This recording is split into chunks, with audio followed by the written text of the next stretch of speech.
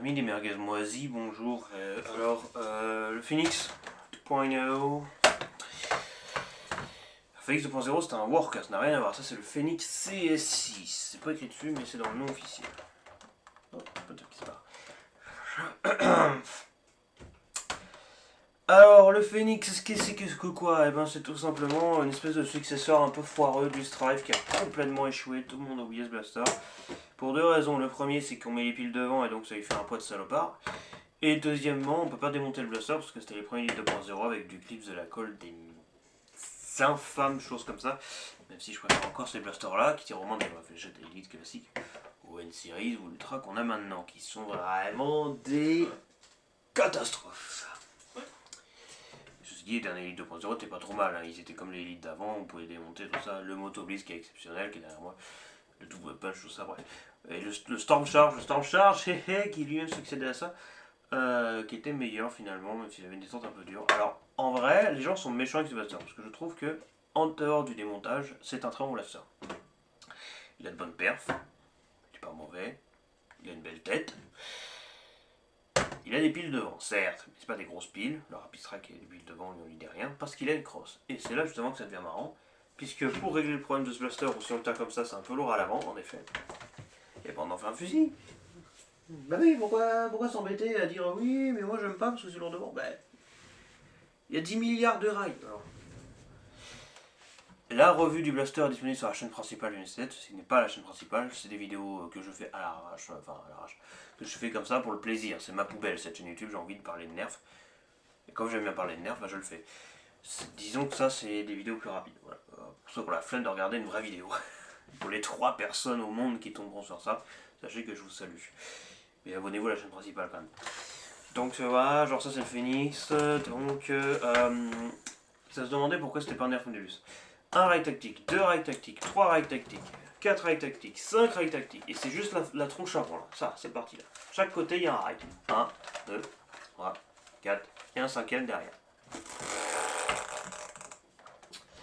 Sachant qu'il y a une version que j'ai fait en vidéo il n'y a pas longtemps sur la chaîne principale, donc je conseillerais plutôt de regarder celle-là vu que c'est plus récent. Par défaut c'est mieux, quoique ça veut rien dire. Les revues c'est des vidéos qui sont censées ne pas vieillir, à part sur la forme éventuellement, mais pas sur le fond. Donc, une version avec une crosse et un canon fourni, c'était ceux du Echo CS10 qui ont été fournis dessus. Et là, ça en fait un fusil qui est quand même plus polyvalent. Par défaut, on vous met le viseur devant, ce que je trouvais déjà débile, déjà parce que ça augmente encore le poids et surtout que c'est trop grand. Donc, il y a un rail derrière, pour moi, un viseur ça va derrière. Alors, ça lui fait une tête moins crédible. On a envie de se coller au viseur, ce qui est très bizarre, mais après le viseur c'est juste un truc en plastique, c'est par derrière. Ça gratte le nez, je suis désolé. Devant, derrière, bon, c'est juste une lunette en plastique un peu simple. Voilà, ça va faire des choses. Ensuite, une crosse. Ça, c'est une crosse d'une saloperie de N-Series qui est le Arctic Zero Striker, c'est un loadout, je parlais du module juste avant, c'est tout bien. Qui normalement est dans ce sens, mais je l'ai bidouillé pour retourner l'attache, pour que ce soit dans le bon sens, parce que dans le bon sens c'est mieux. Et voilà. Alors, c'est pas du tout la bonne crosse à prendre, parce que là, du coup, la poignée, voilà, alors, ça touche pas, hein. Ça touche pas. Vous voyez, ça s'accroche bien. Bon, le confort est absent, mais au moins on a une crosse, et au niveau du poids, on est tout de suite plus équilibré. Donc, voilà. J'ai pris cette crosse là, c'était pas du tout la meilleure à montrer, mais c'est la seule que j'ai sous la main là. Enfin, oui, je peux m'embêter à aller démonter un blaster, oui, éventuellement. Bon, allez, tiens, là, toi. Un régulateur, ça c'était du sacré blaster quand même, on va pas se mentir, bref. Kickshot, faites-nous des trucs comme ça, s'il vous plaît. Voilà, bim, là on a une crosse. Là, je suis bien, là. Là, je suis bien. Et concrètement, on peut viser. Mais, d'origine. Bah, y a pas ça. D'origine, il est vendu comme ça. C'est un Strife en plus gros, hein, concrètement, en plus massif. Il est symétrique des deux côtés, il est plus joli, concrètement. Il est fourni avec un petit 6. Sachant que, ouais, n'importe quoi, hein. Je sais pas pourquoi j'ai un chargeur qui me tombe sous la main. Voilà. Bon, les drums ça passe, genre de 25, de 50 ça passe. Là déjà un 12, voilà. Là on parle déjà peut-être un peu mieux.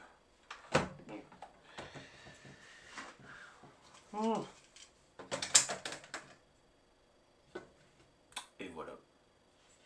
On parle français. Bon. Je vais enlever ça. Parce qu'on s'en fiche. Wow, Very 6. Alors. C'est un petit chargeur fourni avec le pied, la cale en dessous, avec un petit 6 gravé dessus. Hop, dans ce sens. C'est concrètement suffisant. Mais comme c'est un semi-auto, on va vouloir vite tirer avec, donc on va vouloir mettre des champs plus grands parce qu'on a une bonne cadence là-dessus. Si la détente est plutôt agréable à appuyer, plus que le Storm Charge, je trouve. À l'intérieur du dedans, là à l'avant, du coup vous avez compris, les piles sont là, on a une vis, on déclipse et on met 4 piles AA DLR6. Hop, on a la trappe qui est ultra plastoc. Aucune sécurité, rien que du tout, que dalle. C'est vraiment un bout de plastoc ce blaster, mais il fonctionne. Viseur. Feu.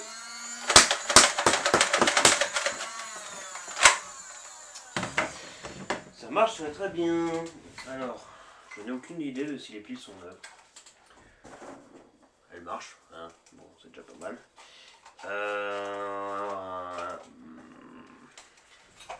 J'ai vraiment envie d'allumer. Alors c'est pas les VGTI classiques que j'ai mis dedans, c'est des Air Pocket de X-Shot. Sûrement le meilleur rapport qualité-prix que vous pouvez trouver à l'heure actuelle. Pour ceux qui ont connu la AQ-Strike, c'est comme la AQ-Strike, mais avec la légèreté des VGT Elite, donc c'est encore mieux. Donc c'est précis, et en même temps, globalement performant. Même les Waffle Dart de Dart Zone ne peuvent rien faire. Alors, 61, ouais. FPS, facile. 63. 63,6. 64. 63. Oui. Bon, ok. Alors, c'est une performance moyenne Nerf Elite. Rien à dire de spécial. 2020, c'est bon. On s'en vient plus. C'est une sacrée année 2020. C'est 6 ans, mine de rien. Vous vous rendez compte de ça? Donc, c'est le Phoenix CS6, c'est le Nerf Elite 2.0. Si vous comptez le modifier, rajouter plein de trucs sur les rails et mettre une crosse surtout, bah, prenez-le. Si vous comptez vous en servir en pistolet comme ça, mitrailleur, semi-automatique, non. Parce que c'est un peu lourd à l'avant. Vous avez le Strife, vous avez le Storm Charge, vous avez le Thunderbolt qui est derrière moi en vert là-bas, ou le Spectrum Dart Zone, qui sont ça mais en 2 fois plus fort, sans des leçons pour autant. Voilà, c'est vrai tout ce que j'ai à dire. Je ressemble à rien, c'est terrible.